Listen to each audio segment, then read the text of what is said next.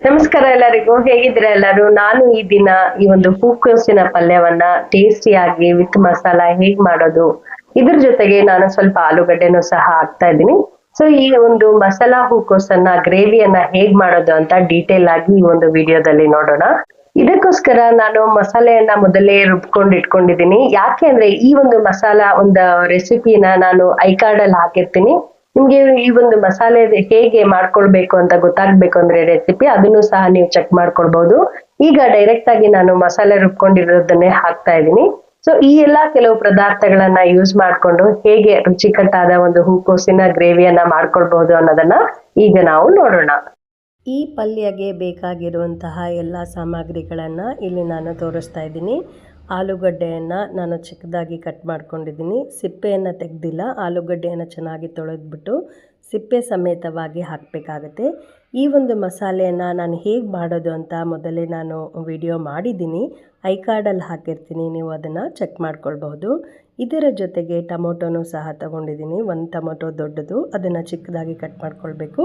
ಆಮೇಲೆ ಈರುಳ್ಳಿಯನ್ನು ಸಹ ತೆಗೆದುಕೊಂಡು ಕಟ್ ಮಾಡ್ಕೊಂಡು ಇಟ್ಕೊಂಡಿರಬೇಕು. ಹೂಕೋಸನ್ನು ನಮಗೆ ಬೇಕಾಗುವಂತಹ ಆಕಾರದಲ್ಲಿ ನಾವು ಮೊದಲೇ ಕಟ್ ಮಾಡಿಕೊಂಡು ಸ್ವಲ್ಪ ಬಿಸಿ ನೀರಲ್ಲಿ ಈ ಹೂಕೋಸನ್ನು ಹಾಕಿ ಸ್ವಲ್ಪ ಕುದಿಸ್ಬೇಕಾಗತ್ತೆ. ಯಾಕೆ ಅಂತ ನಿಮಗೆಲ್ಲರಿಗೂ ಸಹ ಗೊತ್ತು, ಇದಕ್ಕೆ ತುಂಬ ಥರದ ಕ್ರಿಮಿನಾಶಕಗಳನ್ನು ಹೊಡೆದಿರ್ತಾರೆ, ಕೀಟನಾಶಕಗಳನ್ನು ಹೊಡೆದಿರ್ತಾರೆ, ಸೊ ಪೆಸ್ಟಿಸೈಡ್ಸನ್ನು. ಅದಕ್ಕೋಸ್ಕರ ಮೊದಲೇ ಸ್ವಲ್ಪ ನೀರಿನಲ್ಲಿ ಕುದಿಸಿ ಇದಕ್ಕೆ ಸ್ವಲ್ಪ ಅರಿಶಿಣನೂ ಸಹ ಹಾಕಬೇಕು. ಈ ಥರ ಕುದಿಸ್ಬಿಟ್ಟು ಒಂದು 10 ನಿಮಿಷ ತೆಗೆದು ಬೇರೆದರಲ್ಲಿ ಮತ್ತೆ ಇದಕ್ಕೆ ಒಂದು ಸ್ವಲ್ಪ ನೀರನ್ನು ಹಾಕಿ ಆ ನೀರನ್ನೆಲ್ಲನೂ ಸಹ ಬಸಿದು ಮತ್ತು ಇದನ್ನು ರೆಡಿ ಮಾಡಿ ಇಟ್ಕೊಳ್ಬೇಕಾಗತ್ತೆ. ಈ ರೀತಿ ಮಾಡಿದಾಗ ಇದನ್ನು ಊಟ ಮಾಡಲು ಆರೋಗ್ಯಕರವಾಗಿಯೂ ಸಹ ಇರುತ್ತೆ. ನೀರಿನಲ್ಲಿ ಕುದಿಬೇಕಾದ್ರೇ ಸ್ವಲ್ಪ ಅರಿಶಿಣ ಹಾಕಿ ಕುದಿಸಿದ ಮೇಲೆ ಬೇರೆ ಒಂದು ಪಾತ್ರೆಯಲ್ಲಿ ಹಾಕ್ಕೊಂಡು ಇದಕ್ಕೆ ಸ್ವಲ್ಪ ನೀರನ್ನು ಹಾಕಿಬಿಟ್ಟು ನಾವು ತೆಗೆದಿಟ್ಕೊಳ್ಬೇಕು. ಆಗ ನಮಗೆ ಈ ಒಂದು ಪಲ್ಯ ಮಾಡೋದಕ್ಕೆ, ಗ್ರೇವಿ ಮಾಡೋದಕ್ಕೆ ಈ ಒಂದು ಹೂಕೋಸು ರೆಡಿ ಆಗುತ್ತೆ. ಸೊ ಈ ರೀತಿಯಾಗಿ ನಿಮಗೆ ಯಾವುದೇ ಒಂದು ಆಕಾರದಲ್ಲಿ ಬೇಕೋ, ದೊಡ್ಡದಾಗಿ ಬೇಕು ಅಂದರೆ ದೊಡ್ಡದಾಗಿ ಕಟ್ ಮಾಡ್ಕೊಳ್ಳಿ, ಇಲ್ಲ ಅಂದರೆ ಚಿಕ್ಕದಾಗಿಯೂ ಸಹ ಕಟ್ ಮಾಡಿಕೊಂಡು ನೀವು ರೆಡಿ ಮಾಡಿಕೊಂಡು ಇಟ್ಕೊಳ್ಬಹುದು. ಈಗ ಒಂದು ಕುಕ್ಕರ್ನಲ್ಲಿ ಎಣ್ಣೆಯನ್ನು ಹಾಕ್ಕೊಳ್ಬೇಕಾಗತ್ತೆ. ಕುಕ್ಕರ್ ಸ್ವಲ್ಪ ಬಿಸಿ ಆದಮೇಲೆ ಎಣ್ಣೆಯನ್ನು ಹಾಕ್ಕೊಳ್ಳಿ.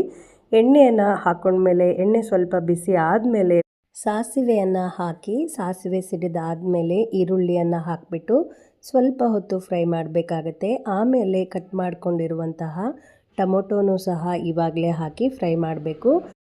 ಫ್ರೈ ಮಾಡಬೇಕಾದ್ರೆ ನೀವು ಮೀಡಿಯಮ್ ಫ್ಲೇಮಲ್ಲಿ ಇಟ್ಕೊಂಡು ಸಹ ಅಡುಗೆ ಮಾಡಬಹುದು.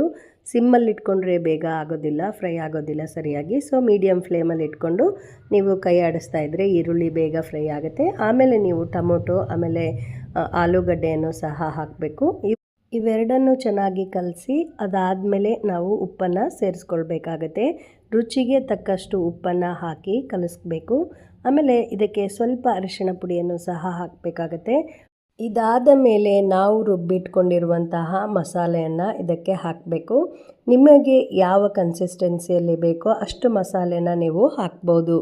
ಮಸಾಲೆ ಜಾಸ್ತಿ ತಿಕ್ ಗ್ರೇವಿ ಬೇಕು ಅಂದರೆ ಮಸಾಲೆ ಸ್ವಲ್ಪ ಜಾಸ್ತಿ ಹಾಕಿ, ಇಲ್ಲ ಗ್ರೇವಿ ಸ್ವಲ್ಪ ತೆಳುವಾಗೆ ಬೇಕು, ನಮಗೆ ಲಿಕ್ವಿಡ್ ಫಾರ್ಮಲ್ಲಿ ಬೇಕು ಅಂದಾಗ ನೀರನ್ನು ಸ್ವಲ್ಪ ಜಾಸ್ತಿ ಹಾಕ್ಕೊಳ್ಬೇಕಾಗತ್ತೆ. ಮಸಾಲೆ ಹಾಕಿದ ಮೇಲೆ ರುಚಿಗೆ ತಕ್ಕಷ್ಟು ಖಾರದ ಪುಡಿನೂ ಸಹ, ನಿಮಗೆ ಯಾವ ಥರ ಖಾರ ಬೇಕೋ, ಜಾಸ್ತಿ ಖಾರ ಬೇಕು ಅಂದರೆ ಜಾಸ್ತಿ ಖಾರದ ಪುಡಿಯನ್ನು ಹಾಕಿಕೊಳ್ಳಿ, ಇಲ್ಲ ಕಡಿಮೆ ಸ್ಪೈಸಿ ಊಟ ಮಾಡ್ತೀರಾ ಅಂದರೆ ಸ್ವಲ್ಪ ಖಾರದ ಪುಡಿ ಹಾಕ್ಕೊಂಡ್ರೂ ಸಹ ಸಾಕು.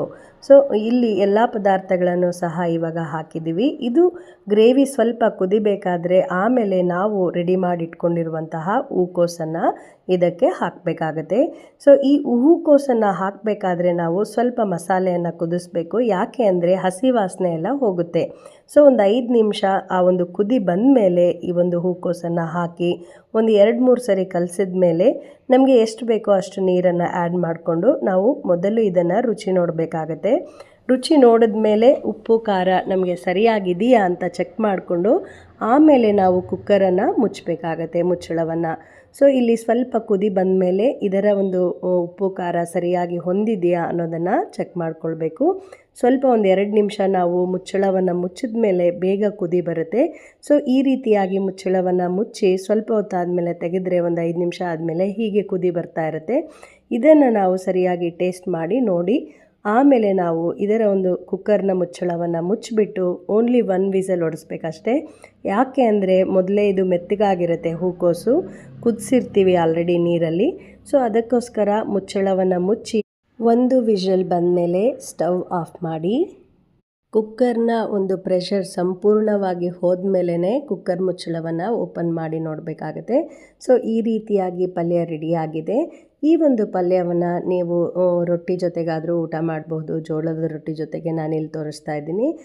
ಜೋಳದ ರೊಟ್ಟಿ, ಚಪಾತಿ, ಪೂರಿ, ಅನ್ನದ ಜೊತೆಗೂ ಸಹ ನಾವು ಊಟ ಮಾಡಬಹುದು. ಅಥವಾ ಯಾವುದಾದ್ರೂ ರೈಸ್ ಬಾತ್ ಜೊತೆಗೂ ಸಹ ನಾವು ಈ ಗ್ರೇವಿಯನ್ನು ಊಟ ಮಾಡಬಹುದು.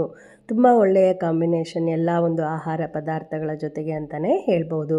ಸಿಂಪಲ್ಲಾಗಿ ಮನೆಯಲ್ಲಿರುವಂತಹ ಸಾಮಗ್ರಿಗಳನ್ನು ನಾವು ಉಪಯೋಗ ಮಾಡಿಕೊಂಡು ಈ ಒಂದು ಹೂಕೋಸನ್ನು ನಾವು ಟೇಸ್ಟಿಯಾಗಿ ಮನೆಯಲ್ಲೇ ಈ ರೀತಿಯಾಗಿ ಮಾಡ್ಕೊಳ್ಬಹುದು. ಸೊ ಈ ಒಂದು ವಿಡಿಯೋ ಎಲ್ಲರಿಗೋಸ್ಕರ ಶೇರ್ ಮಾಡಿದ್ದೀನಿ. ನೀವು ಒಂದ್ಸರಿ ಟ್ರೈ ಮಾಡಿ ಮನೆಯಲ್ಲಿ ಹೇಗೆ ಬಂತು ಅಂತ ತಿಳಿಸಿ. ಮತ್ತೆ ಮುಂದಿನ ಸತಿ ಒಂದು ಒಳ್ಳೆಯ ವಿಡಿಯೋ ಜೊತೆ ನಿಮ್ಮ ಮುಂದೆ ಇರ್ತೀನಿ. ಅಲ್ಲಿವರೆಗೂ ನಮಸ್ಕಾರಗಳು.